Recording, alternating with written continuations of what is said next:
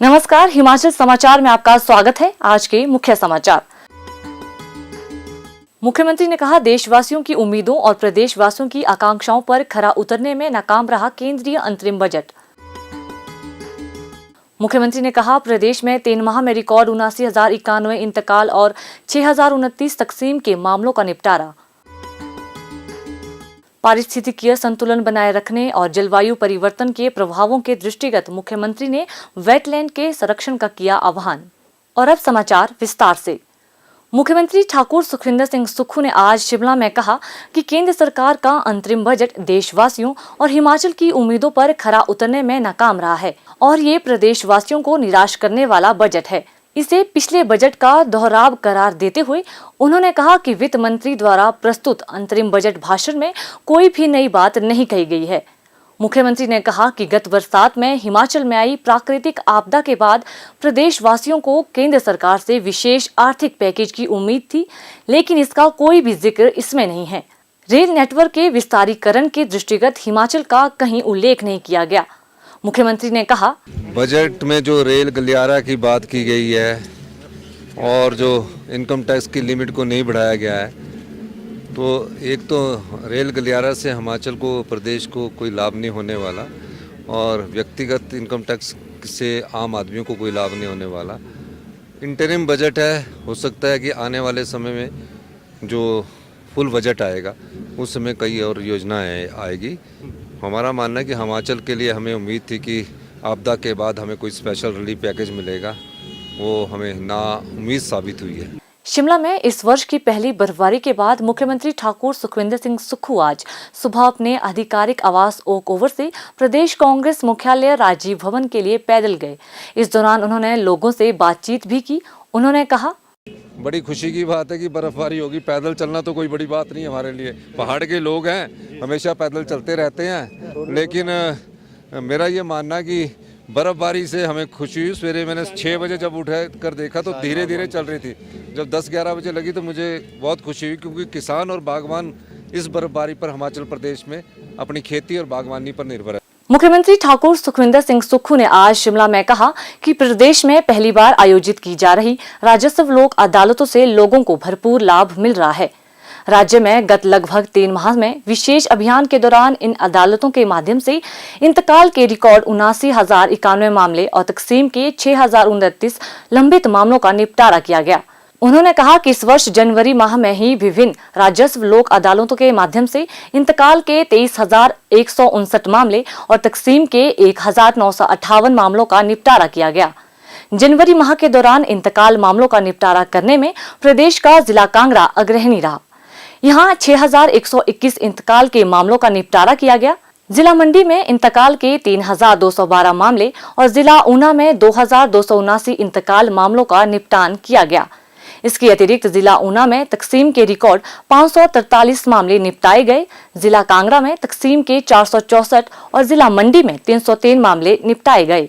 ठाकुर सुखविंदर सिंह सुक्खू ने कहा कि प्रदेश सरकार राजस्व के लंबित मामलों का समयबद्ध निपटारा सुनिश्चित कर आम जन को राहत प्रदान करने के लिए प्रतिबद्ध है।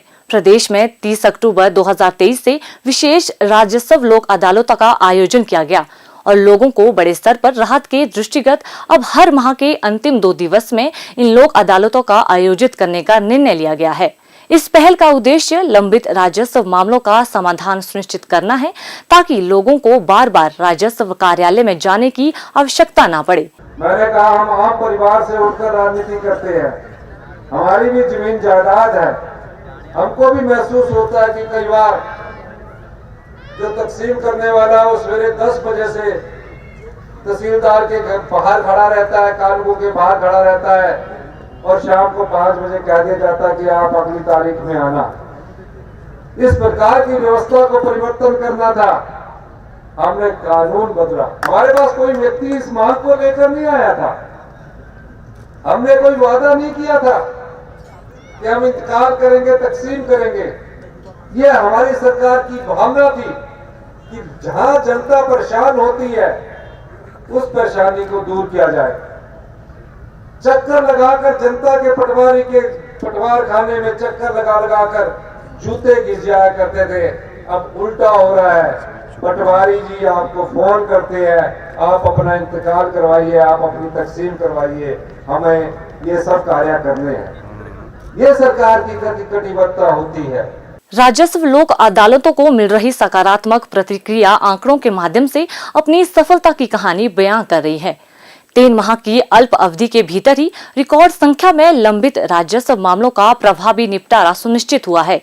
राज्य में ये पहली बार है कि लंबित राजस्व मामलों के समाधान के लिए मिशन मोड पर अभियान चलाया गया, जिसके ठोस परिणाम भी देखने को मिल रहे हैं। मुख्यमंत्री ने कहा कि प्रभावी एवं लोक सुलभ निर्णयों से ही बेहतर शासन व प्रशासन प्रदान किया जा सकता है और प्रदेश सरकार जन शिकायतों के तीव्र समाधान के लिए प्रतिबद्ध है। आम जन से जुड़ने और जन समस्याओं का समाधान सुनिश्चित करने के लिए राज्य सरकार द्वारा शुरू किया गया महत्वाकांक्षी कार्यक्रम सरकार गांव के द्वार इसी का परिणाम है। मुख्यमंत्री ठाकुर सुखविंदर सिंह सुक्खू ने विश्व वेटलैंड दिवस के उपलक्ष्य पर पारिस्थितिकीय संतुलन बनाए रखने और जलवायु परिवर्तन के प्रभावों के दृष्टिगत वेटलैंड के संरक्षण का आह्वान किया है। ये आर्द्र भूमि क्षेत्र के संतुलन को बनाए रखने में महत्वपूर्ण भूमिका निभाते हैं। उन्होंने प्रदेशवासियों से हिमाचल में स्थित रामसर स्थलों एवं अन्य वेटलैंड क्षेत्रों के संरक्षण के लिए सक्रिय सहयोग का भी आग्रह किया। इस वर्ष विश्व वेटलैंड दिवस की विषय वस्तु आर्द्र भूमि और मानव कल्याण रखी गई है। इस दिवस का आयोजन 2 फरवरी 1971 को ईरान के रामसर शहर में वेटलैंड के अंतर्राष्ट्रीय महत्व पर आयोजित सम्मेलन के दौरान हस्ताक्षरित रामसर समझौते के उपलक्ष्य में वर्ष 1997 से किया जा रहा है। वेटलैंड समाज को पर्यावरण संतुलन प्रदान करते हैं। विषम मौसमी घटनाओं के दौरान भी वेटलैंड अत्यधिक जल प्रवाहन तथा सूखे जैसी जोखिमों को कम करने में अपनी भूमिका निभाते हैं। वेटलैंड क्षेत्र जैव विविधता के संरक्षण के साथ ही असंख्य लोगों के लिए जीवन यापन का स्रोत भी है। मुख्यमंत्री ने कहा कि प्रदेश में रामसर स्थलों के संरक्षण के लिए प्रदेश सरकार सहित स्थानीय समुदायों की भूमिका अत्यंत महत्वपूर्ण है। उन्होंने कहा कि हिमाचल में विभिन्न पारिस्थितिकीय क्षेत्रों में विविध वेटलैंड फैले हुए हैं। ये क्षेत्र स्थानीय लोगों की आजीविका की पूर्ति के साथ ही प्राकृतिक सौंदर्य एवं पर्यटन की दृष्टि से भी महत्वपूर्ण है। वर्तमान में प्रदेश में स्थित पौंग बांध, रेणुका और चंद्रताल झील अंतर्राष्ट्रीय महत्व के रामसर स्थलों में शामिल है। इसके अतिरिक्त केंद्रीय पर्यावरण, वन एवं जलवायु परिवर्तन मंत्रालय द्वारा रिवाल्सर और खजियार झील को राष्ट्रीय महत्व के वेटलैंड के रूप में शामिल किया गया है। ठाकुर सुखविंदर सिंह सुक्खू ने कहा कि प्रदेश सरकार इन स्थलों के संरक्षण एवं संवर्धन के लिए प्रभावी कदम उठा रही है। हिमाचल प्रदेश वेटलैंड प्राधिकरण के माध्यम से इस दिशा में विभिन्न गतिविधियां आयोजित की जाती है। वेटलैंड के संरक्षण, प्रबंधन, सुरक्षा और वेटलैंड संबंधी नियमों की अनुपालना सुनिश्चित करने के लिए जिला स्तरीय वेटलैंड समितियां भी गठित की गई है।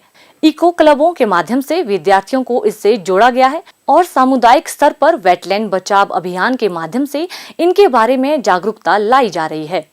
हिमाचल समाचार देखने के लिए सब्सक्राइब करें यूट्यूब चैनल हिमाचल समाचार, फॉलो करें x@DPRHP, लाइक करें Facebook page information and public relations department Himachal Pradesh, follow करें इंस्टाग्राम @DIPR हिमाचल, विजिट करें वेबसाइट www.himachalpr.gov.in। इस अंक में इतना ही, कल फिर होगी मुलाकात। दीजिए इजाजत, नमस्कार।